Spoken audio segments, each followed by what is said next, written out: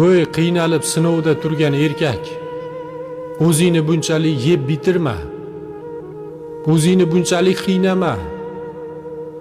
Allohga oson.